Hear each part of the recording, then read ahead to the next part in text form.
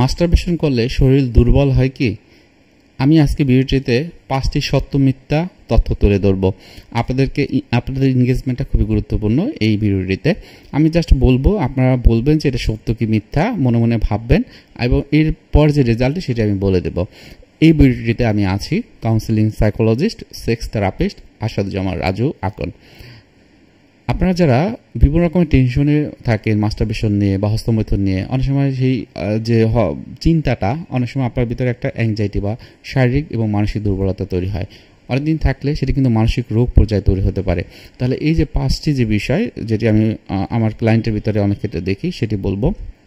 1 নম্বরে যে বিষয়টি, 1-2 বার সপ্তাহে করলে শরীর দুর্বল হয় না, এটা কি সত্য না মিথ্যা? 1 বা 2 বার করলে শরীর দুর্বল হয় না, এটা কি সত্য? আপনারা কি মনে করেন? এটা মিথ্যা। কারণ 1 বার 2 বার করলেও আমার শরীর ক্লান্ত হতে পারে এবং সেটি কি শুধুমাত্র যে মাস্টারবেশন হয়েছে কিনা সেটা কিন্তু আমরা জানি না।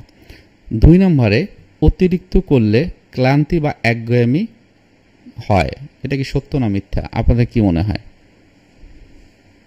এটা হলো সত্যি। অতিরিক্ত করলে আপনার ক্লান্তি বা একঘেয়েমি হতে পারে। 3 নম্বরে, মাসল কমে যায়, অনেকেই বলে, এটা কি সত্য না মিথ্যা? এটা হলো মিথ্যা। মাসল কমে যায় মাস্টারবেশনের কারণে, এটা সত্য না। 4 নম্বরে, ব্রেনের ফোকাস দুর্বল হতে পারে, এটা কি সত্য না মিথ্যা? হ্যাঁ, এটা কিছুটা সত্য। 5 নম্বরে যে বিষয়টি, সেক্স হরমোন কমে যায়, এটা কি বলেন? আপনারা অনেকেই বলেন। এর উত্তরটা হলো না, সব ক্ষেত্রে প্রযোজ্য না। যদি না এটা আসক্তির পর্যায়ে পৌঁছায়, তাহলে এটা কখনোই সেক্স হরমোন কমে যায় না। এখন আসেন একটু অন্য কথা বলি।